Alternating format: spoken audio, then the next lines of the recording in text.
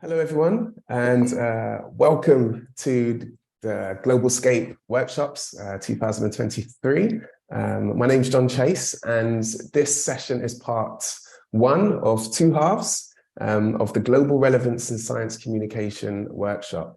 And can I just say, I'm absolutely thrilled to see so many people joining from so many different places. This is only the second time I'm running this workshop. It is a brand new workshop that was put together for the GlobalSCAPE project. If you're not aware of the GlobalSCAPE project, it's a project consisting of a consortium of 6 members. You can see the members down there on the bottom left. That's Trinity College Dublin, University of Leiden, which I'm a member of, the Excite Network for Science Centres and Museums, and then SciDev.net, so some of you may be aware of, they do journalism focusing on the global south of the world. And we also have Qualia Analytics and Springer Nature. We also had some workshops that were delivered by Springer Nature. Some of you, I know, actually attended them, but for many of you, this will be your first time meeting the GlobalSCAPE project. And so this particular workshop is one of two. There is another workshop on justice, equity, diversity, and inclusion, and they'll be taking place next week or Friday, depending on when you joined. So I'm looking forward to do this workshop, and also these will be available as open access resources afterwards. So you'll be able to download the slides, the workbook, and also a facilitator's guide so that you can take whichever aspects that you found useful in these workshops, adapt them to your own context, and share it amongst your networks and also deliver it. So please do, I encourage you to. So please do not see this as a final version. You make this the final version. And so please do feel free to think about how you may adapt it to your own context. And also, when I give feedback, evaluation afterwards, please do let me know how you feel it can be improved, changed, tailored, because as I said, it's not a final version. It's about being reflective to the community. And this is what I hope to gain from you. Now, I'm guessing you have some stuff you'd hope to gain from me. And it's not just about me giving it to you. As we know, that's the deficit model. We're not really about that. To some extent, sometimes you need to give information, but it's really about us sharing together. So let's begin. So to begin, I'd like to point out, this workshop is intended as a means for science communication practitioners from diverse fields and backgrounds to come into closer contact with each other, and some of the research supporting the global field of science communication. In this workshop, we're all learners. So everybody is considered as an expert in their own context. So it doesn't matter how much experience you have. Some people have less than a year's experience. Some have more than 10 years experience. But the point is, you've lived a life and you're an expert in the context of your life, your region, your surroundings, and your experiences. And we'd love to hear from all of those, because that is the global field of science communication that we're all hoping to work within. So we encourage you to ask questions of each other, be very respectful of each other, of course, and also be willing to share your own perspectives as much as possible. And this can help us all in reflecting upon our own practices alongside those of the global science communication community. So who am I? My name's Jon Chase. I'm currently based at the University of Leiden in the Netherlands, but I'm living in the UK now. The contract finishes at the end of this month, actually. And so we're finishing off and tying up everything to do with the project. We ran a year-long diary study, which we're processing the results of. And these workshops are a part of this, trying to get a global perspective on science communication. So I've had about 15 years experience doing science communication. I've done it on television, I've done it on stage hundreds and hundreds of times. I've been involved in educational programs for schools, and I've done lots of talks. And I've also co-authored a number of popular science books. The Science of Star Wars, The Science of Harry Potter, The Science of Jurassic World. So I love science, and I love to find different ways to get it across to different publics. And I hope you all do too. And I'm pretty sure you do, the fact that you're here today. So as I said, it's one of 2 workshops. You can find out more about the project and the workshops at global-scape.eu.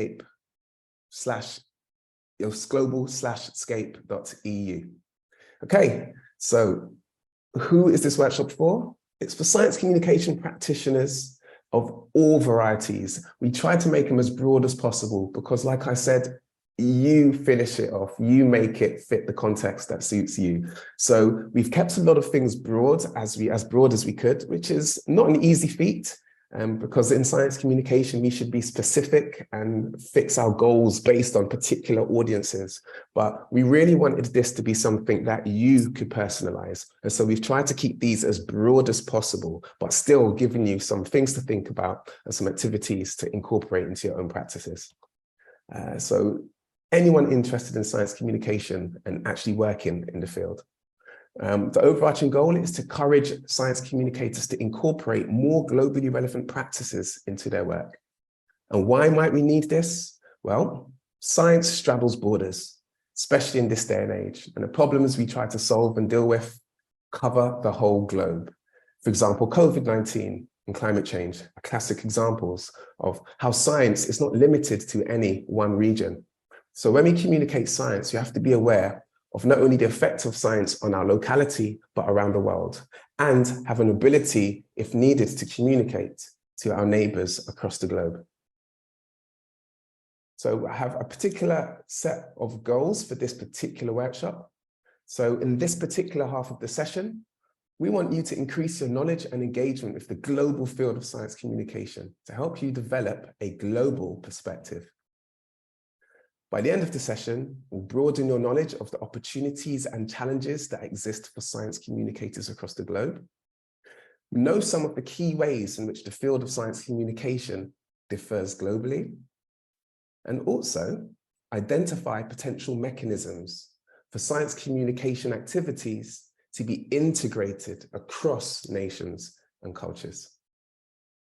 So that's enough for me. Now is a perfect opportunity for all of you to get to know each other.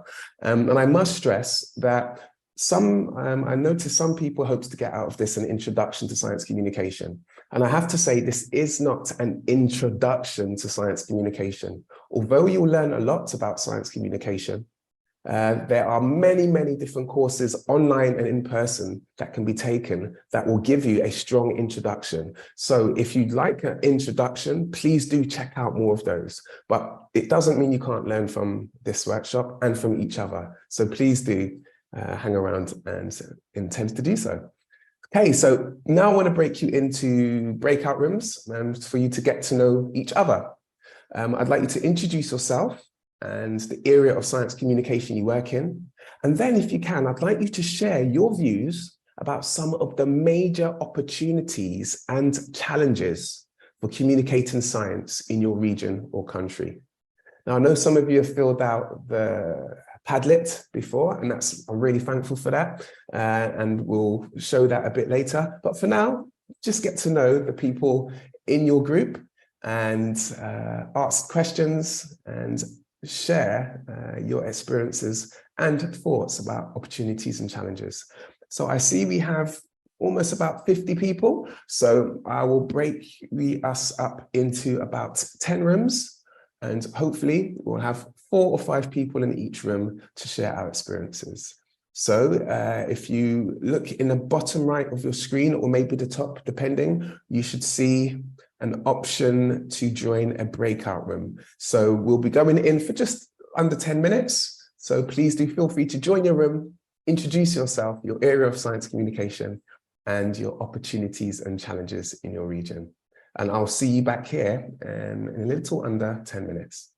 Hey, so hopefully everybody has managed to get back to the room and managed to have a lovely conversation with each other. And so one of my main wishes and hopes for the GlobalSCAPE, for these particular workshops, is for the global science communication community to really come together and recognize each other and our own situations that we're in, and form networks so we can really collaborate in the future often people aren't as in touch, even within their own country, as they could be. And so I think that really needs to change, because by learning from each other, like, we're communicators, we talk, we network. And so really networking with people around the globe will give us this broader perspective on what we do as science communicators, what we're trying to achieve and what are the best ways to do it. And we can't know it all, but what we can do is make a bunch of mistakes and learn from each other on how to solve them. So you had a chance to talk about your challenges. Now, at this point, I should share this wonderful thing that you've all been joining in on. Now, some of you have already filled out this Padlet, and I'll put a link in the chat again in case anybody didn't manage to see it. So this was, here we go. And that's the link to the Padlet if you want to look at it directly and add any of your opportunities and challenges if you haven't already. And I'm just going to share my screen with you all now to show you this wonderful resource that I'm quite happy about and is kind of excelled every hope I could have. So here you can see a map of the world, and you can see that we have many people who have filled in this Padlet. Now, my hope here is that this will be available to everybody during this session and after the session to add their own ideas about their opportunities and challenges. And remember, it's in your opinion, from your perspective. It doesn't have to be a nationally sanctioned list of challenges. It's just what you personally feel and experience. And as you can see, there are so many different responses.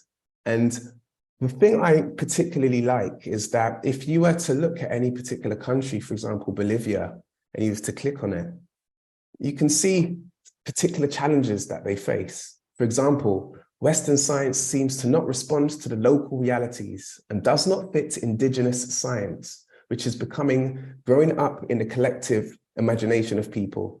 Therefore, there might be less interest in mainstream scientific information. So here you can see someone talking about the issues of indigenous knowledge not being taken on within the scientific discourse. And this is a big conversation that's happening in science and science communication. And it's part of the idea of, within science and science communication, we shouldn't just assume that the public have nothing to offer science, that it's just science who has everything to offer the public. That's really patronizing of people, especially when people were living for thousands and thousands of years, living their lives happily without the particular structures of science that we live in now. And so to people and their realities, science necessarily, to the extent that we might see it as an institution, doesn't even enter their imaginations and ability to live. And we need to respect people's knowledge of their unique situations and incorporate it. Now, this is in Bolivia, but there's many different places around the world where indigenous knowledge and lack of respect or listening to indigenous viewpoints and knowledges is an issue. And so we could learn, if you were living in Australia and you had the same issue, you could look across and say, what are they doing in Bolivia that we could adopt here? Or in Bolivia, they might think, what is being done in Australia to respect indigenous knowledges that we could learn here? And there are many different words, many different terms. So we must be aware as well that even when we think we're using correct terms, we could be using them incorrectly.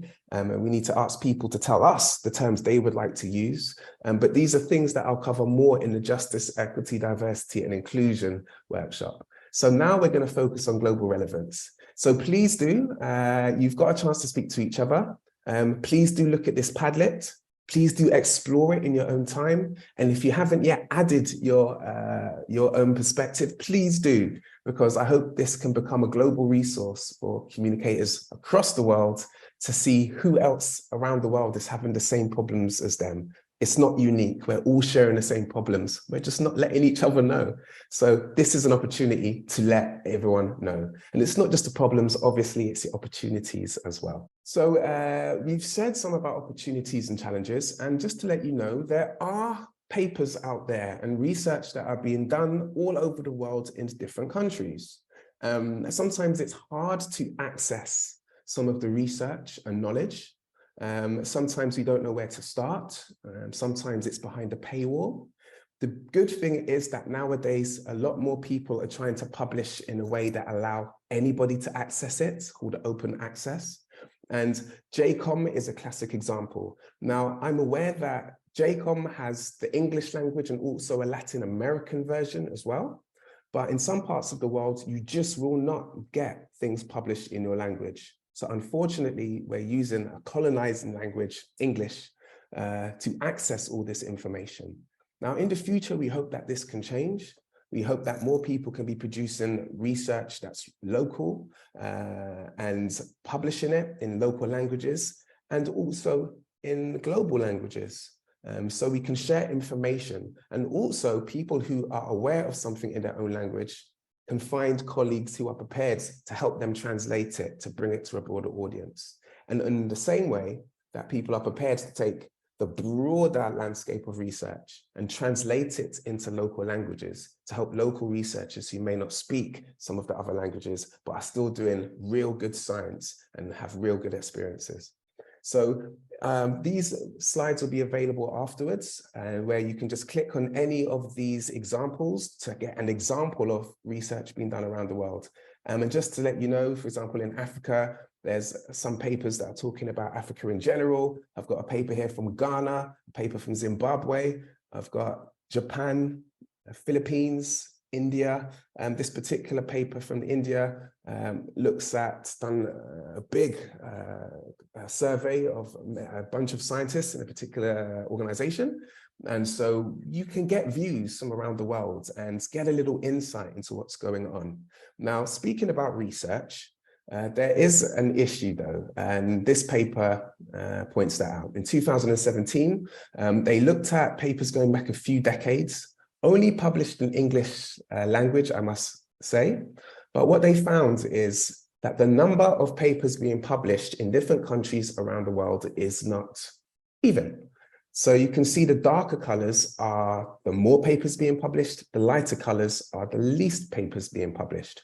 Going down to some countries where there is no record of papers being published in the English language.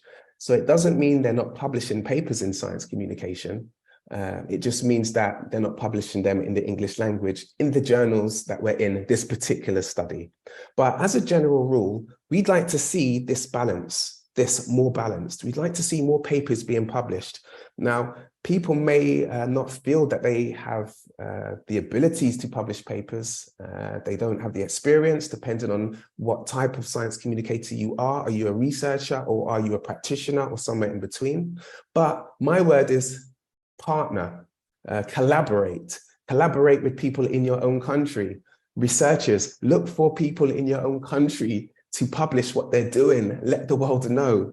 And we need a platform, and we need the West looking to the rest of the world for inspiration, not just the rest of the world looking to the West. And I like to say, we don't just want from the West to the rest, we want from the rest to the West. This is the future of science communication, I believe.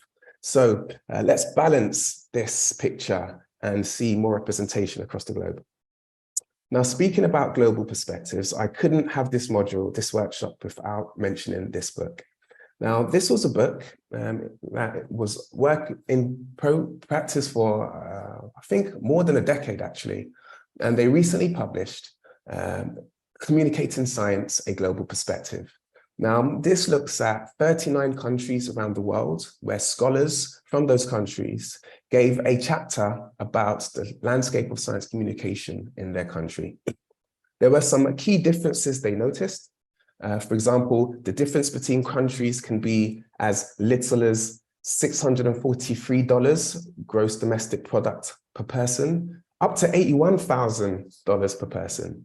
There's different populations and land areas, different democracies, colonial histories, different approaches to science communication.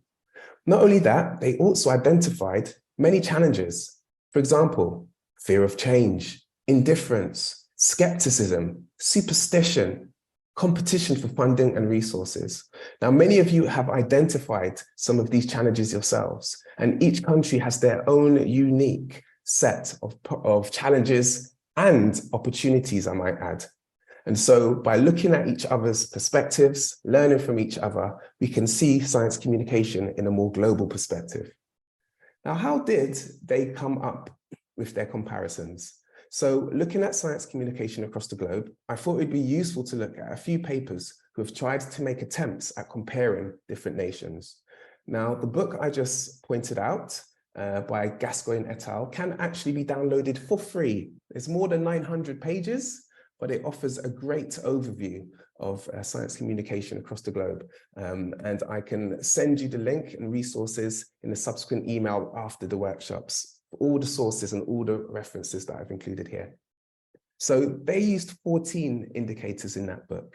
And they asked for, when did something first appear in your country? And as you can see, they looked at radio programs on science, television programs, science centers, science weeks, and a few other indicators. Now, based on this, I realized that this can be a really transformative exercise. And I did it myself, and I'd encourage you to do it yourself in your own time. In your workbook that I sent before, I've put these all there as a list. And what I think is really useful, just for our own, for us to reflect on our own situation in our own nation, is to look at how many of these do we think there are in our country. When you think about your nation, how many radio programs on science do you think there are? Can you name any? Do you think there's one? Are you aware of more than 10? So all you have to do is, in your workbook, just quickly go down and tick the list. Do you think there's 0? Do you think it's 1 to 5? Do you think it's 6 to 10? Or do you think there's more than 10 off the top of your head? And this can give you just a general idea of how much science communication is prevalent in your country. Do you have master's programs? Do you have a national conference? So in some countries, you'd struggle to find a science museum. And these are in huge countries. And some countries, you'll find one on every corner. Well, probably not so literally. So for example, in China, there are hundreds. And in India, I believe there are hundreds as well. But India is a big place, more than 1.3 billion people. And so the differences around the world are stark, but this can be a really useful way of just getting an idea of how much science communication do we have going on in our country? And am I aware of them? And after looking at your list, see if you can actually find out the numbers. Afterwards, just do a search and see if you can actually delve in to work out what is the state of my country, because many of us have never considered it. I myself hadn't really taken a minute to take stock. So please do it yourself. I think it's a really good practice. Okay, now other ways you can compare is to look at the science communication culture. One paper has done that by Mechgard, I can't pronounce that name, in 2012. You can see it at the bottom. They looked at the actors involved, the infrastructure, the political attention, the science journalism situation, the academic tradition, and the attitudes towards science of people. Another thing you could look at would be Trench and Bookie, 2021. They looked at 4 indicators for the institutionalization of science communication. And they said 4 key indicators are there initiatives to support media attention? Are there university programs? Is there much training? And are there government programs, which includes many of the things we've mentioned before? So please do go ahead in your own time and look at the indicators and have a look at the situation in your country. Now, in regards to academia, the GlobalSCAPE project has partnered with the Public Communication of Science and Technology Network, PCST, to develop this worldwide database of programs and courses in science communication. And as you can see, it is a work in progress. If you'd like to know more about this initiative, I will post you a link now in the chat. Well, I'll post it in a second in the chat, actually, because I have to actually get it up. Apologies. But I'll post you a link and you can go straight to there. But if you go to the PCST website, click on Teaching Forum, you'll be able to find out more about this. So if you know of any courses in your country, please do add to this worldwide database. Now, when we think of science communication around the world, communicating science, we might think that everybody knows what we mean. But the reality is people use different terms for science communication depending on where you are. And in different nations, we do not use the same terms. It is not universal. And in the Communicating Science book, A Global Perspective, in their chapters, they counted up how many times each term was used. And as you can see, the biggest terms were used the most and the smallest terms were used the least. But as you can see, there's a huge range in the English language of terms used for science communication. So what do we mean when we talk about science communication? Even if you look here, some of the smallest uses, scientific mediation, vulgarization, and even scientific temper, are all terms that we may not have heard before. And just to let you know, scientific temper is a term that is uniquely used in India. So no other country in the world, as far as we know, actually use that as a term. But in India, it might be a term that is quite common, depending on which part you live in. And so understanding that there are differences in our terminology for science communication can help us understand a bit of the differences between us around the world in science communication. Now, if you don't speak English as a main language, there has also been an interesting paper about the use of the term in Latin America. And this particular book by Masserani et al., 2017, has a great chapter on some of the terminology used in Latin America. So feel free to check that out. And if you know of any other resources like this in your own languages, please do let me know, send me an email. I'm also setting up a Facebook group, a WhatsApp group, and a Twitter group. And if you think there's another way you'd like to interact as a network, please do let me know, because I'd love us all to be able to communicate these things to each other after this session and keep the conversation going. Okay, so science communication is complicated, and there are many different definitions. I'm not going to try and give a definition. I started out saying, let me give a definition of science communication so we know what page we're working from. I'm going to show you now why that isn't the best idea. So if you'd like to check out this Padlet, I'm going to share my screen now. And also, thanks, Kelly, for sharing the PCST Teaching Forum network. That's fantastic. So Kelly is my colleague that works with me, part of GlobalSCAPE at the start, and is doing wonderful things right now for the International Astronomical Union. I've just put a link to the Padlet, but I'm also going to share my screen so you can see it here. Okay. So when it comes to definitions of science communication, it is not straightforward at all. There are so many definitions, and like just asking all of you, all of the participants of these global workshops, I asked, could you share your favorite definitions of science communication? Now, some people said their own personal viewpoints. This is what I think science communication is, which is wonderful. I even encourage you to share examples in your own language. If you have some that have been published in the language you speak, please do post it here in your natural language, in your native script, and then put a translation underneath. Because I think we need to broaden everybody's perspectives. It's not just about the West to the rest. Let's not just always celebrate what's in English.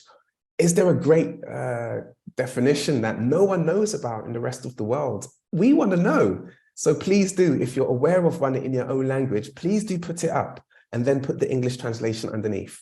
Or if you know of one from a particular book, let us know. And one that is popular is from Burns et al. From 2003, which talks about the A-E-I-O-U vowel analogy, but there are many from different networks. And you can keep scrolling to see how many different definitions people try to bring for science communication. So it doesn't really feel useful to try and say this is science communication by giving a definition. It's just to be aware of what we're generally trying to achieve, the goals we want to achieve, and how we can achieve those goals. And that is the real essence of the science communication we do.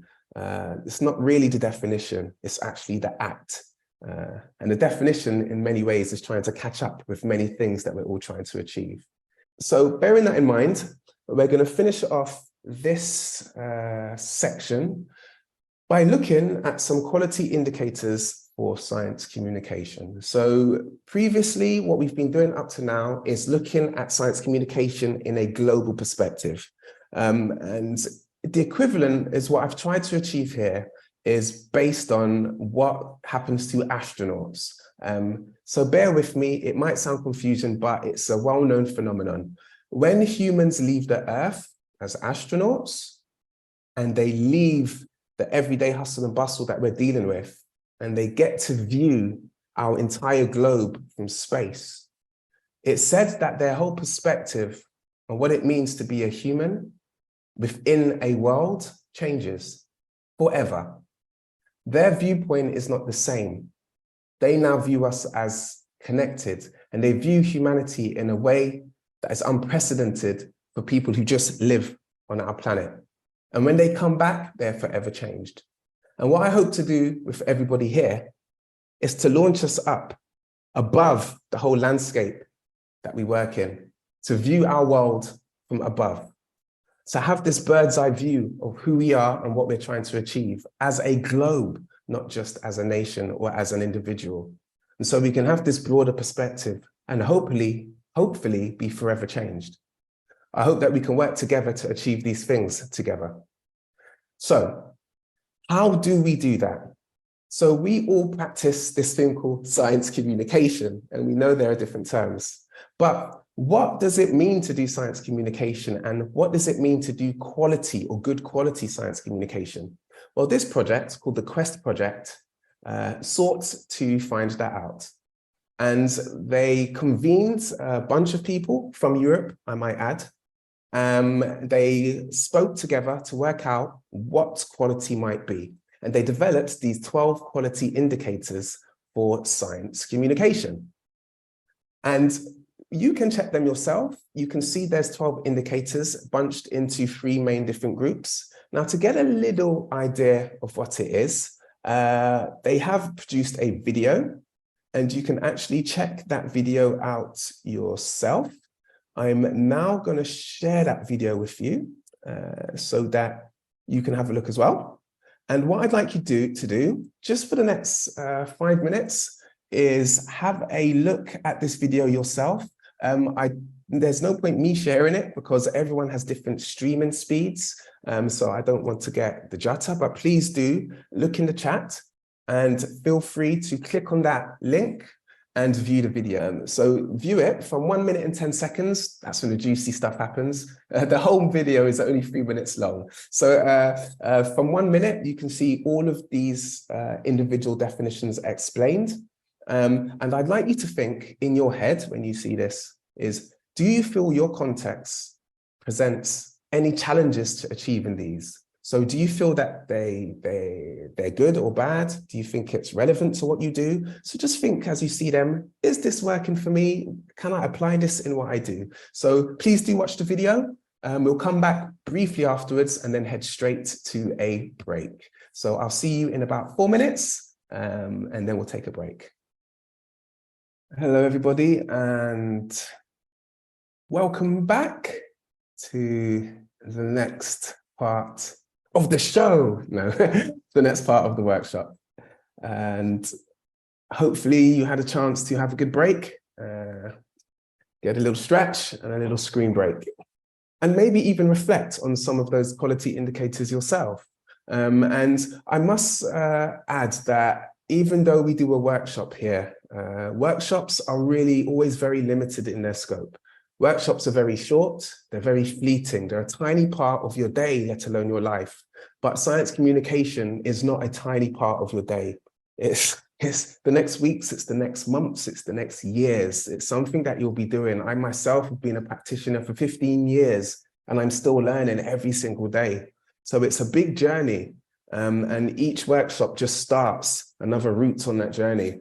And so please do see this as the start. Please do revisit all the ideas you meet here, and please do share them with as many people as you can. And feel free to question them. You don't have to believe everything I say here. It's just ideas that are presented from people around the world. And we would like you to take them on and, like we said, to apply them to your own contexts, however you see fit. And so reflecting on these 12 quality indicators for science communication, I'm totally aware that they were developed by Europeans, by only a few countries in Europe.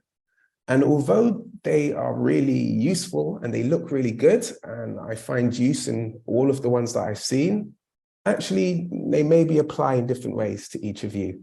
And they might not even be relevant in different parts of the world, and they may not all have the same weight.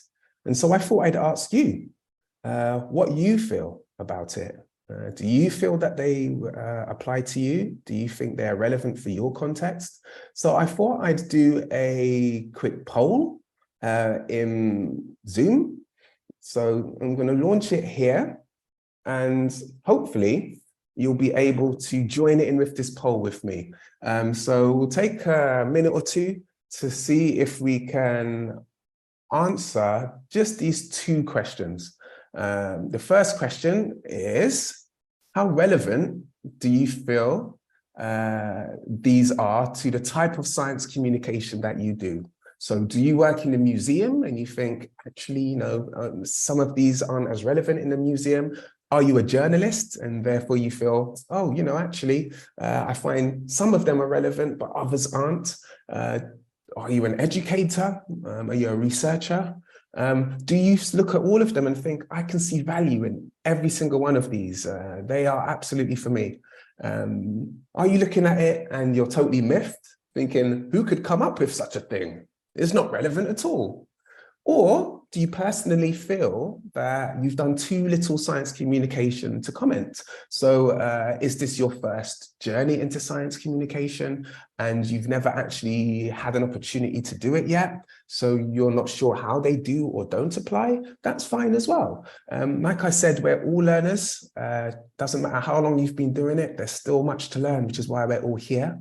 So it'd be really good to see your views. And underneath, you can go ahead and go straight on to the second question, which is slightly different from the first, is, do you feel that they are also relevant in your region of the world? And I had to think about this because I realized they might have different applications in the type of science communication that you do, but then also you might feel, oh, in my country, the situation we have here doesn't allow us to look into that.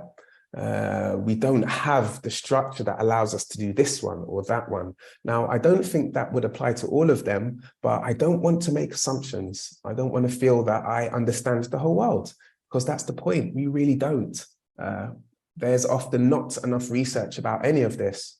We just don't know. On a global level, we're lacking in our knowledge of each other. And so we shouldn't make assumptions that something found in one place works in another place.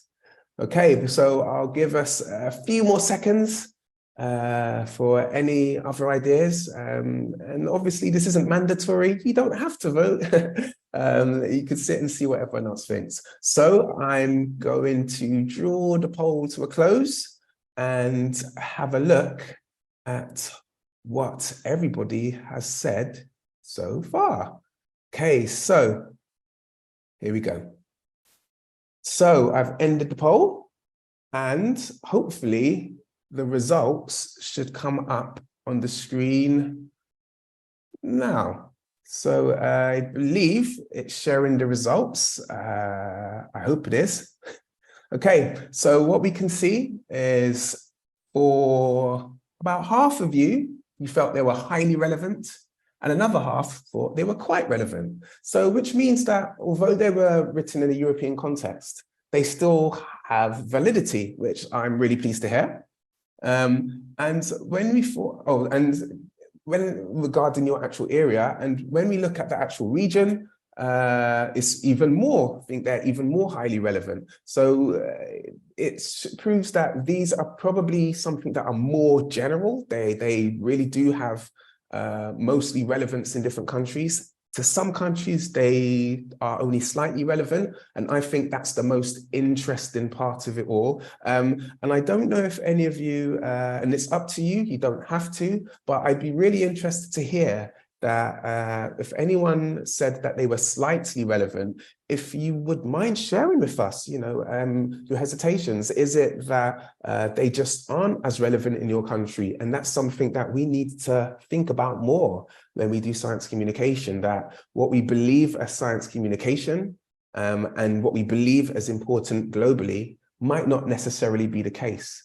And it means we have to rethink the things we do and the practices we follow. So I'll open up, I'll give a second to see if you wanted to speak.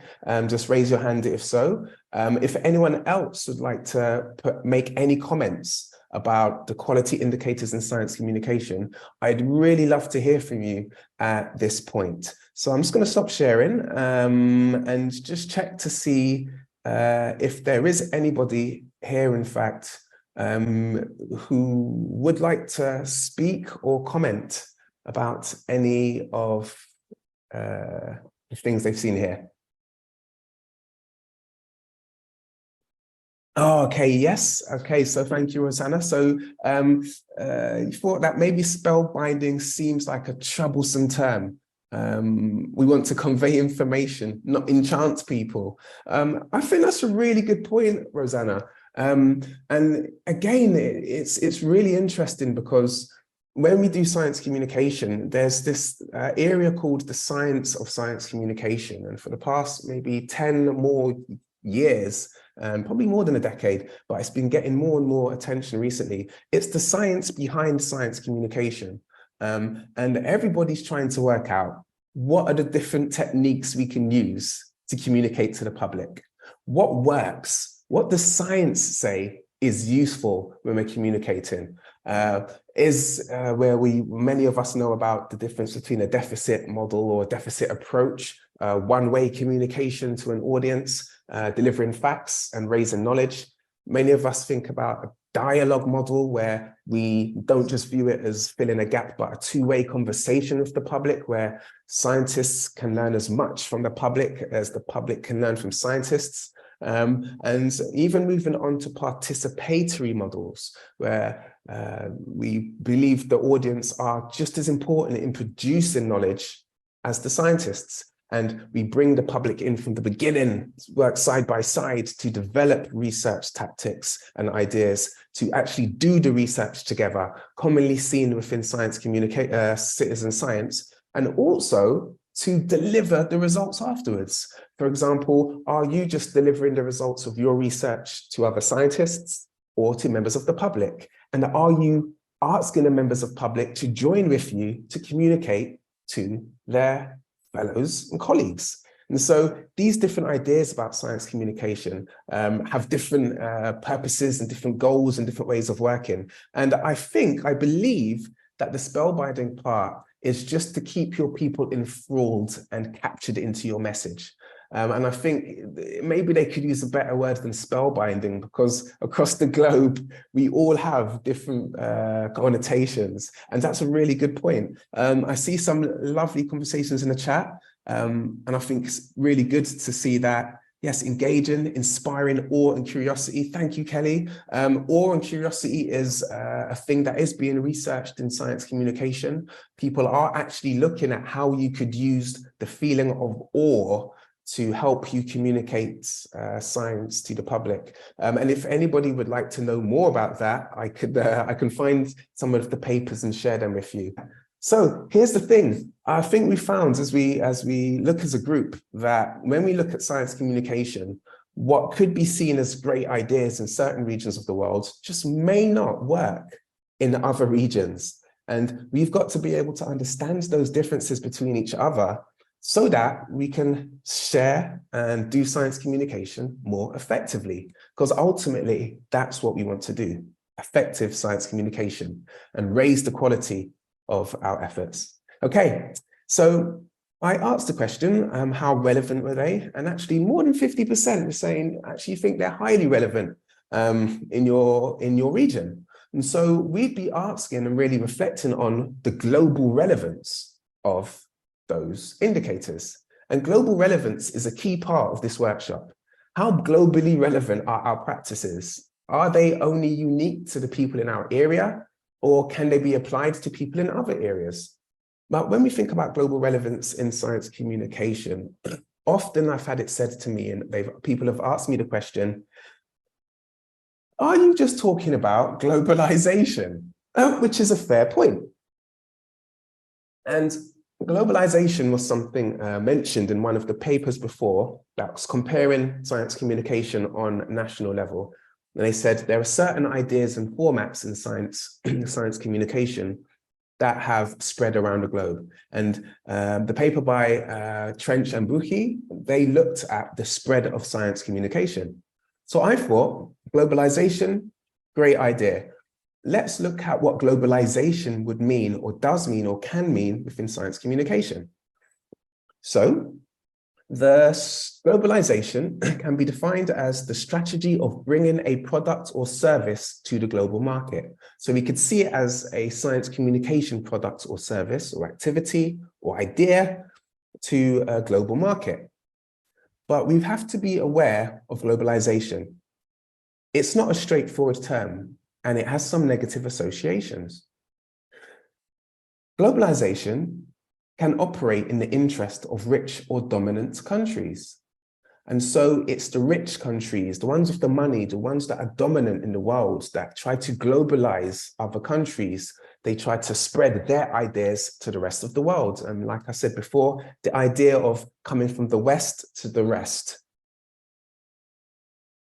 This creates other problems. For example, it can drive out locals out of business. And so you've got Western companies pushing their agendas, and then local businesses are losing out because the money isn't coming to them anymore, or the interest isn't coming to them. And in science communication, it's interest that pays. Literally, people pay interest.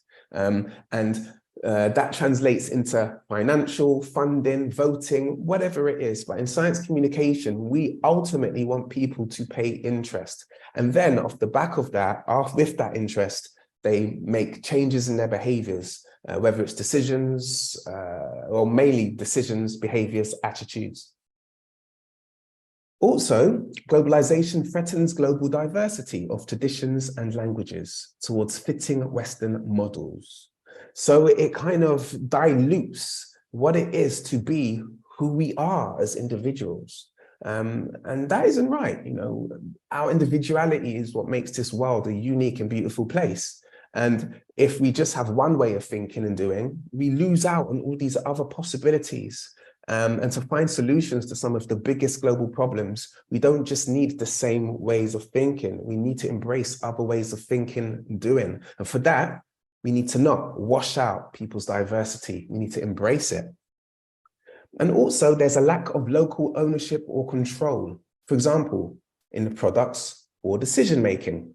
So we want to put control into local hands rather than globalize it and have it just in the hands of the dominant, rich countries. There can also be conflicts in ideologies. As you spread ideas from one place to another, you get clashes in the way people think. A classic example might be spellbinding. In one culture, spellbinding might seem, yes, we want to get people enchanted into our spell. And it's like, that sounds great. In other countries, we don't like the idea of being enchanted. It's like mind control. Is that what we're really trying to achieve here? And these are all really valid statements. And that is just one example of the many different examples of conflicts in ideologies.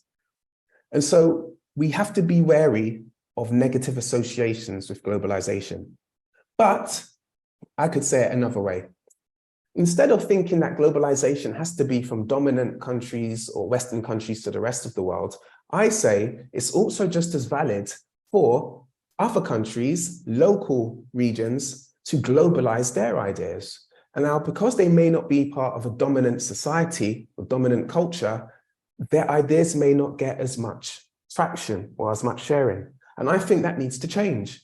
As science communicators, we've got a role to not just look at the biggest voices, but to look at listen to the lesser heard voices and amplify those to a global level.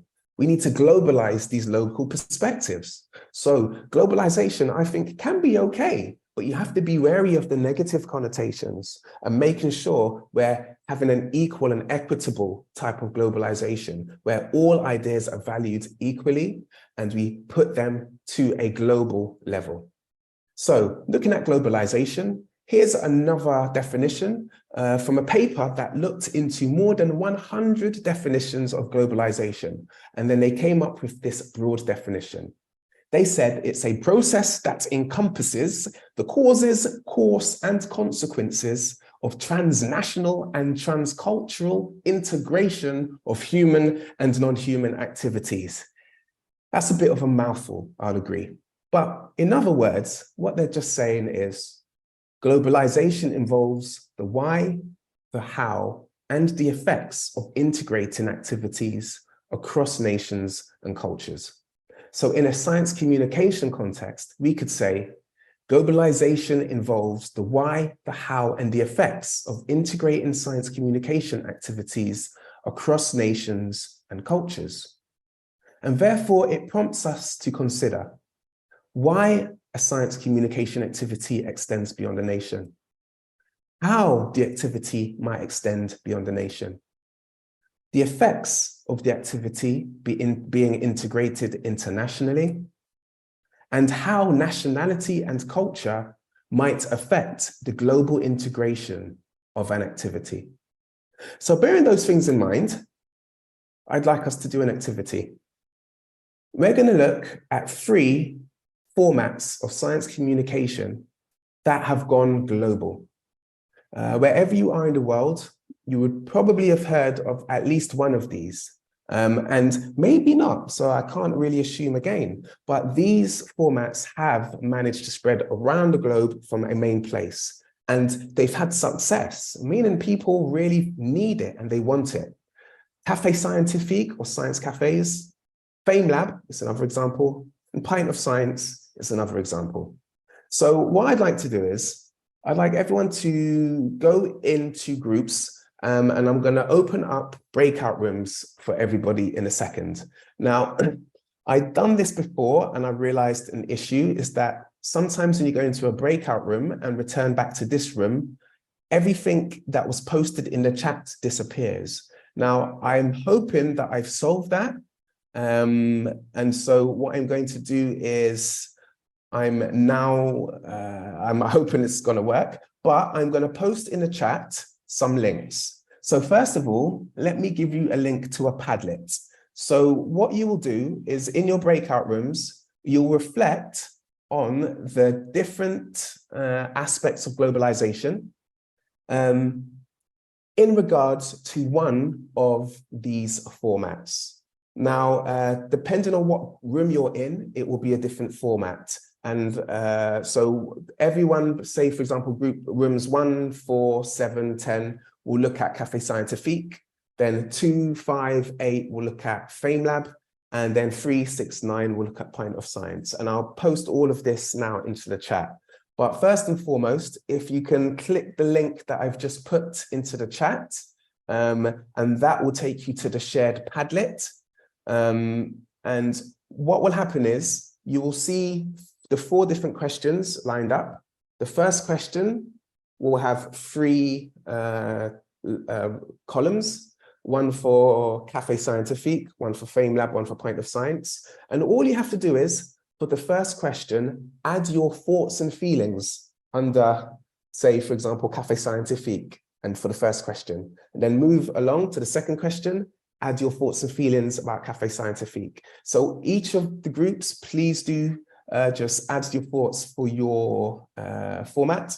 And in the link I'm about to add now, what will happen is you will see all of the room numbers and links underneath.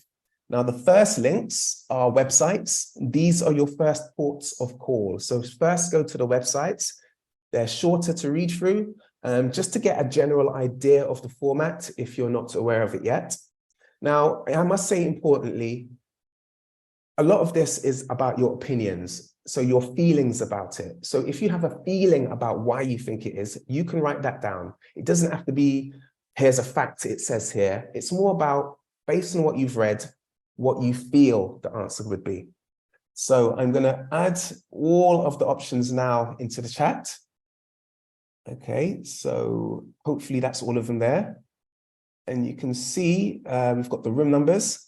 So I'm going to now divide you up into rooms, into breakout rooms. And what I'd like you to do is, in your breakout rooms, briefly introduce yourselves again, because we're going to use different rooms.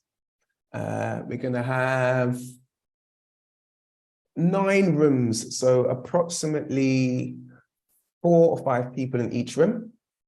And here we go. And before you leave, please do check which room you are, and then please do take the links that are appropriate to your room. So you will have about 15 minutes. Please do go ahead now and join your rooms. Any problems, do just send me a message. But good luck, and I hope to see some of your insights on the tablet, on the Padlet. And welcome back to the room. Fantastic. Thank you for all sharing. And I want to ask, would anybody like to comment on any of the inputs that they have put onto the shared Padlet? I can read some of them out, but there are lots and lots of them. And so the purpose of this is to try and develop a consensus between us of what we feel actually works towards making a product, an idea, or an activity in science communication useful on a global level. Now, each of you looked at a particular area, whether it was a science cafe, a fame lab, or a pint of science. But what they all have in common is that they're science communication formats that were able to be integrated in different countries and different contexts around the world. Now, it would take us probably about 15 or 20 minutes, or maybe an hour, depending on how much you'd like to absorb it, to look at all of the individual differences between each of these formats. And so I have some summary points in general about each of the formats for us to consider before taking us into the next session of part 2 that's happening later, or some of you tomorrow and some of you the day after that. But I'd like to ask any of you whether any of you have any thoughts or opinions upon what you found for your particular area. So if you'd just like to raise your hand or put it in the chat, was there anything you noticed particularly interesting about the format you looked at? Yes, Mosina, please do feel free to speak. Yeah, hello. Thank Hello. you. So my area was science cafes. So my partner and I, both of us, were surprised to find out that it's present in our home country. I'm from Pakistan, he's from South Africa. So when we started looking at it, we were like, oh, we haven't heard about this in our country. But apparently there is a science cafe in Pakistan. However, I think they're not really good at, like it is present internationally, they have a very wide network, but they're not really good at putting it out there. And even when I looked at the cafe that was registered with the science cafe in Pakistan, it's in a university, it's just a cafeteria in the university. And so I think critically speaking, they need to work more on maybe analyzing the impact of those cafes. Like just because it's registered there doesn't really mean that it's doing the intended work that it's supposed to do. And like this, I believe any group of students could have made the collaboration, but I believe that was done in 2012. They didn't really follow through.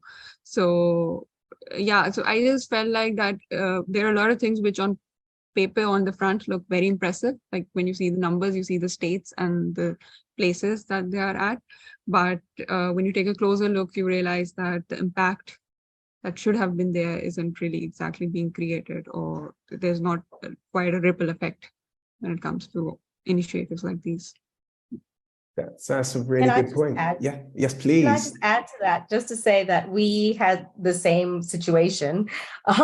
We did Fame Lab, and I think we actually wrote it down. I don't know who it was who actually did, but it said, we question whether this is an actual international program at times, because we weren't sure that we actually had it as well. And yes, my country has it apparently, but I had never heard of it either.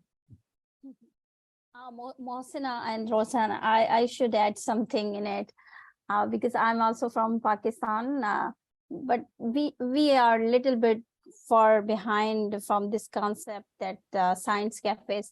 Yeah, cafes are here. Even I heard and visited many cafes with this scientific communication where mathematical signs, symbols from the chemistry, the formulas are laid down there. But still, there is a gap in communication, whether what is the impact of this and why should we introduce these science cafes in our communities? Because people are not using the things in that way as they are built or reconstructed there, with the ease that if the students are there, what will be the institutional dialogues there? It's actually the informal institutions. But again, this is a question, a remarkable question, that if we increase the number of science cafes in colleges, universities, or schools, we have all the things, but their application, their implementations are far behind. We are still seeking or searching for such kind of the things in the Pakistan. But this is a great idea that FAM labs are not here. Many of the concepts are very new for me as well. But I'm very appreciated, and the workshop is there. It's actually a FAM lab situation that, oh yeah, these kind of the situations are internationally adopted. So why Pakistan couldn't? So hopefully this will work, but communication is probably more important. Like one line I saw in the video, that I'm actually concerned with the climate change and conditions. So we are not communicating it's in a ease, in a way that people can understand what is climate change. So first, it's necessary to introduce with the people the scientific communication, science cafes or print. Because people must know these things. Thereafter, the second step is that what are the impacts? Why should we introduce these kind of the things in Pakistan? There are the cultural and moral aspects also in Pakistan. So we can hit these things quite better. Thank you. Thank you so much. And that's a really good point, is that they might exist, but what is the impact? Is this something that's useful to your community? Also, countries are really big. And I'm fully aware that when we ask a question like, what is it like in your region? I deliberately say region and not countries, because if you take India and you say country, you can't assume what happens in the south of India is the same for the north, the east, the west, or even the next area across. And this is the same for even in the UK, which is quite small. This is even in smaller countries, the difference between slow down, I have to remember to slow down. The difference between city and rural, really different. Please continue. But it's not only a thing that we are concluding with the country. There are the regional wise, like in Pakistan, Lahore, Islamabad, in Karachi are the big cities where this concept is relatively available. But what about the other cities? Because it's migration and collaboration from each large to very small city in Pakistan. So it's important to migrate these kind of the transforming conditions from the science cafes into small cities, because where from you will be agree to become a very successful if we start from very small cities. See, so the key thing here is infrastructure. And the second thing is culture. And these are things that were mentioned earlier, is that most places do not have the infrastructure in place to set it up. And you normally need, like, it can be one individual who has an awareness of what's needed, and they bring together the necessary players to set up that infrastructure. But often you don't have it. Universities often have a certain infrastructure. So with FameLab, you need a system in place where you have to find a location to actually run the event. You need to have the networks to bring in different researchers. And often it's universities that are involved or companies that have researchers there. With things like science cafes can be organized by anyone. You can take on the brand yourself. You can do it anywhere. You can do it underneath a tree in a village, okay? It just depends on what the need is. And the culture of science communication. And you have to also choose the topics you use wisely. For example, you wouldn't go to a place that's full of farmers and start talking about quantum physics, it might not be as relevant as talking about agriculture and the issues that are relevant to them. And so as science communicators, it's for us to recognize the goals we want to achieve, to understand different ways that people achieve them, to take a look at our colleagues across the world and say, well, we've got no funding here. How can we do this? It's not possible without the funding, but then we can find someone in South Africa or Madagascar or in Peru or Bolivia who says, we've managed to do it without funding. This is how we've done it. And so for me, the main point here is, and please do everybody look at these different examples on the Padlet and look at what everybody else is saying and thinking about it and compare it and think about it for your own context. Criticize it, think what is missing here? What do places have in common? Because like I said, in a workshop, we can't really tease out all of these factors because it's so short, and I wish we could talk about it more. And I do encourage everybody, please do join Opportunities to Network. So I will be sending a link to a Facebook group if you do Facebook, also to a Twitter account just to post ideas and follow, and also a WhatsApp group so you can directly contact each other and ask questions. And I'm also asking everybody now to tell me if there's another way that you would like to connect and interact, whether it be on Slack, whether it be a Reddit group, because really I'd like to find a way for us all to continue these conversations and learn from each other. So at this point, Maria, it's now at the hour, and I've actually got to tie up this half of the session. So if you will, I'm just going to spend 4 minutes to show you a few ideas and to leave you with things to think about for your next session, whether it's whether it's later today or tomorrow or the day after. So, and I will, after I've closed it up in 5 minutes, I will stay on the call. If anybody has got time and they'd like to speak further, I've still got a bit of time to talk about it afterwards. So the question here is, what is globally relevant? Okay, and what's relevant in different parts of the world? Is it science cafes relevant for you? Is it that it could be made more relevant? The question is, how do you make it more relevant? These are some of the things that we're going to look at in the next section. Now, if you have an idea of global relevance, please do add your own thoughts. So I have got a link here that you can do in your own time and take time to think about this. It's not necessarily that it will be something you can think of now, but if you do think of, oh, I've got my ideas of what I think would be globally relevant, I'll share a link in the chat shortly. So there's my definition of global relevance.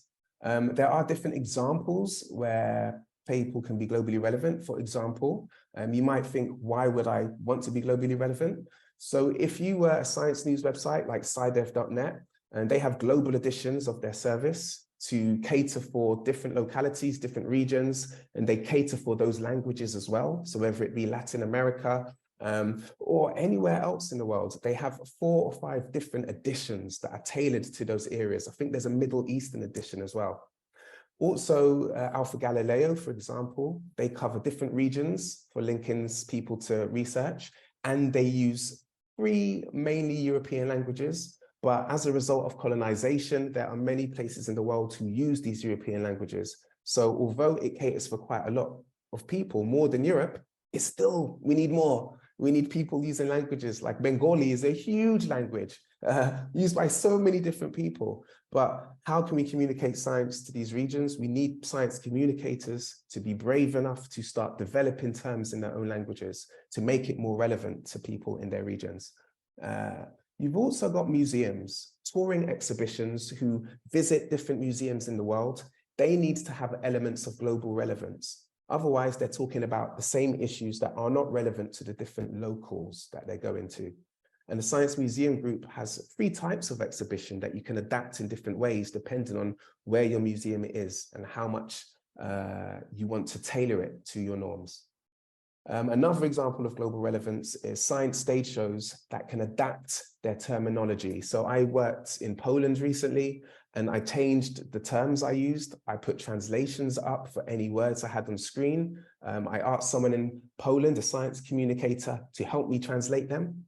And I also even used the different names, because the names aren't always the same in different cultures. For example, there's Muslim scientists who don't have the same name as we use in the West.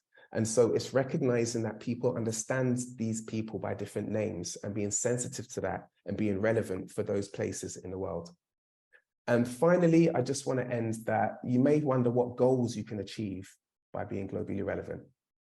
So it depends on which angle you're coming from.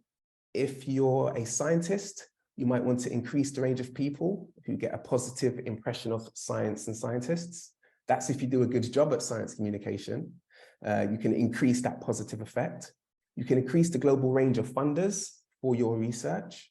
You can better understand barriers to different publics' acceptance of research around the world. And you can also generate additional and more diverse collaborations. And for the societies that we communicate with, we can help more people around the world engage with a wider range of activities, not just the activities available in our locale, but clever ideas from abroad. We can also see issues that they care about discussed more by communicators. We can see more people around the world see their cultures and knowledge discussed by more communicators, by each of us sharing our own perspectives with our colleagues from around the world. And finally, so more people can experience science communication activities in their own languages or in the context of their own traditions. Now, I left this one to last because I think this is most important, because many people will see science as something that is only delivered in English. And this is the wrong view. We need to decolonialize this viewpoint and make sure that people can see science as something that their culture produces and can discuss in their own languages and traditions as well. So this is why we should be more globally relevant. And there's many goals, as you can see, that we can achieve. So to summarize, there are different challenges, opportunities, terms, and definitions of use around the world. Science communication ideas and formats can spread globally, but there's not one standard way of achieving this.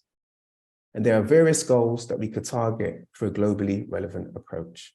So I don't know if you're joining the next session later today or tomorrow or the day after, but just think to yourself, what are your personal goals for communicating science? What are you trying to achieve?